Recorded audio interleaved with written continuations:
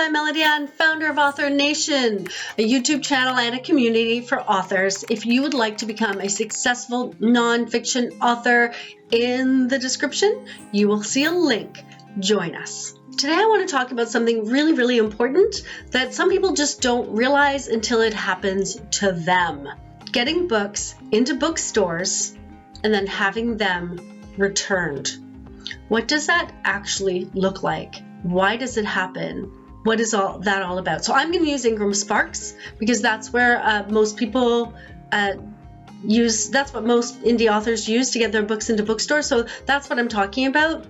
So I'm using their policies and their numbers. I'm not saying it can't happen in other ways, but that's what I'm using today. So when you put your book on Ingram Sparks, you have to make some decisions. One of the decisions you have to make is, will I allow book returns? And there are 3 options. So of course, this is not for ebooks. This is for printed books that may get actually stocked on shelves in bookstores. So when you're putting all your information into Ingram Sparks and making all those tiny little decisions, this decision is one you want to stop and think about. Do you or will you allow book returns? Because what many authors don't know is that bookstores like to pack their shelves with lots of books that they don't own. So when you walk into a bookstore and all these books lining the shelves, they are all on consignment. That means the bookstore orders books, puts them on their shelves, pays for what they sell, and what they don't sell, they return at the author's expense. If you're traditionally published, they return them at the publisher's expense. If you're an indie author, they return them at your expense. That's how it works. So when you're setting up your Ingram Sparks account, when you get to that place, you will have 3 choices. Choice number 1, you can say, my books are non-returnable. I don't sell them on consignment. If a store buys them, they buy them. They're responsible for selling them. I don't want them back. That's number 1. Number 2, books are returnable. Deliver. That means, yes, I will sell my books on consignment. I'll be paid for what they sell. What doesn't sell, they will return and they will be shipped to me. And I will take responsibility for my books. Choice number 3, books are returnable. Destroy. What this means is books that are not sold at the bookstore go back to Ingram Sparks and they are destroyed. Let's look at each one. Let's dig into what each one means. Books are non-returnable. That's the first one. That means if you choose this option, when bookstores are looking at books to buy, they'll see that your book is non-returnable and that they have to buy it up front. And since all the other books are returnable, why would they buy your book? Why would they take that risk? If they don't sell your book, that's on them. They don't want to buy books that are non-returnable. So if you choose Ingram Sparks because bookstores buy books and you want to get your books into bookstores, this option won't work for you. Because if you choose it, bookstores won't take your book. Authors have to choose to either shut down the opportunity to sell their books in bookstores, or they must take the losses that come with the risk of selling them on consignment. There is no point in publishing through Ingram Sparks to get into bookstores and then making your book non-returnable. So if you are in Ingram Sparks and you want to sell to bookstores, you must choose one of the next 2 options. All right, books are returnable. Deliver. If you choose this option, the books get into the bookstore. The books that aren't sold are returned to you, the author, at your expense. That's you. You have to pay for it. Sounds okay, right? Well, maybe. For every book that is returned, you pay the wholesale cost and you pay the shipping. So the wholesale cost is what the bookstore would have paid Ingram Sparks for the book if they had purchased it. That money goes to Ingram Sparks. So if the bookstore doesn't pay for the book, you are paying Ingram Sparks for the book. They do not assume any financial risk. I shouldn't say no financial risk. I don't know their model. Maybe there is some financial risk, but they're certainly not taking all of the risk. If the books are returned, they get the wholesale price paid to them from you. So on top of being charged the wholesale price, returns to the United States cost $2 per book.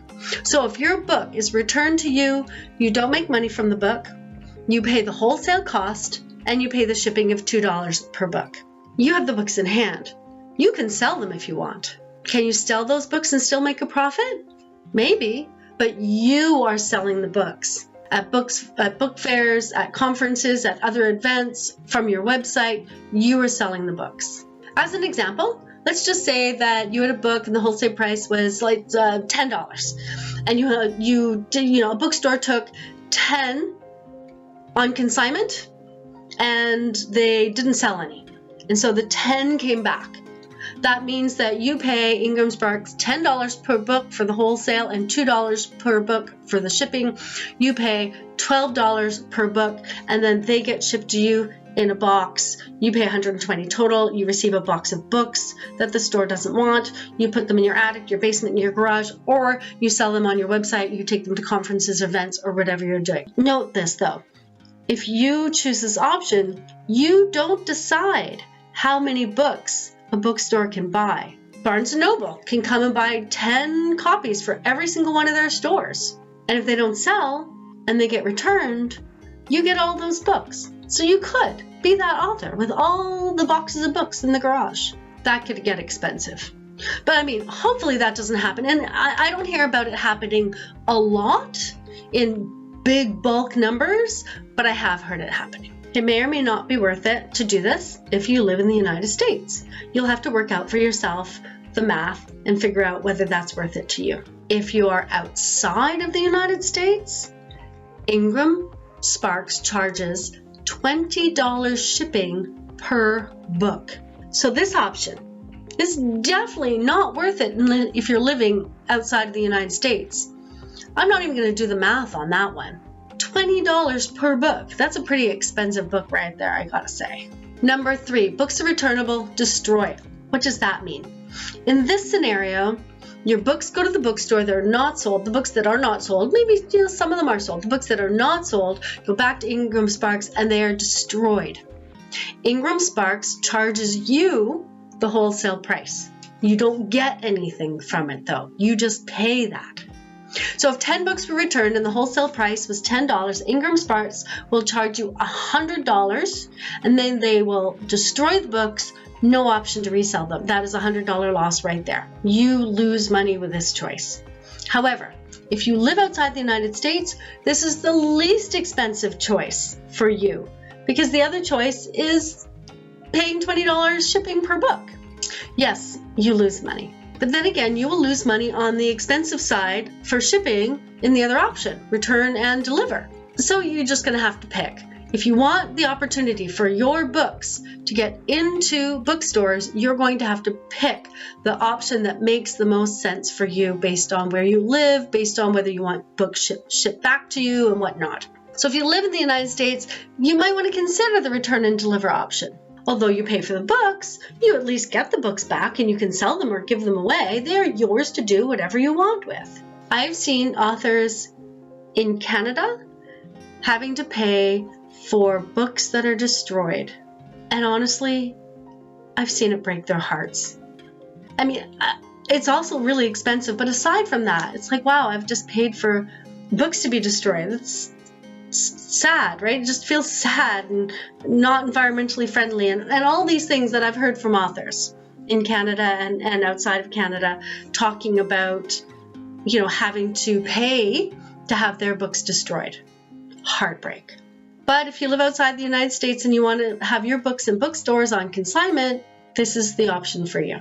I've also seen authors who have some boxes and boxes of books that they've had to pay for that they can't sell. They've landed up giving them away, and that has also felt heartbreaking. The moral of this story is, if you are selling books on consignment at bookstores, be aware of the options, be aware of the ramifications of your choices, and choose the one that fits in with you best. If you can't afford to have books destroyed or returned to you, then make your book unreturnable. It will limit your sales, but it'll protect you from having to pay out money that you were not expecting to pay out. If you are looking for good advice on all things publishing, join Author Nation. You have questions, we have answers. The link is in the description.